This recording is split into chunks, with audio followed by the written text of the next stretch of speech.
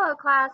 So my main takeaway from this topic was that psychology is changing. It's becoming more scientific, and scientists are beginning to quantify um, procedures now and experiments. They're beginning to experiment.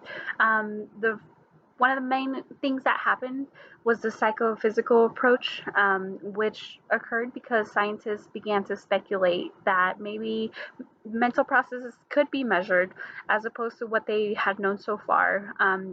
Previous philosophers had said that the mental processes couldn't be measured, that this was not possible, but they decided to go against that and they're like, let's try a way. So they found a way um, by measuring stimuli, and they focused a lot on thresholds, absolute thresholds, differences in thresholds, and stuff like that. So now, they're quantifying measures, which is really awesome, and pointed us in the direction that we are now as psychology being a true science.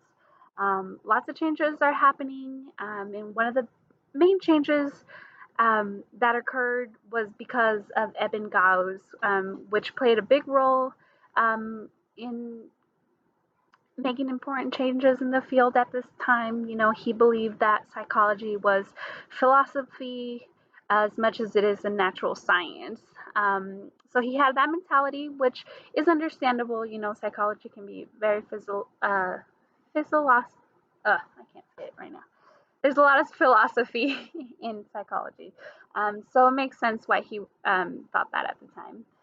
One of obviously his biggest accomplishments was his studies on memory, and which was such a complex topic.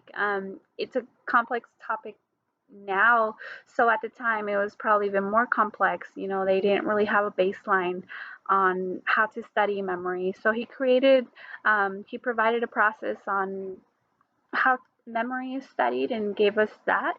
Um, and yeah, so we're seeing this happen, and we have um, these scientists talking about stimuli and perception and memory, all these things that are so popular in psychology today.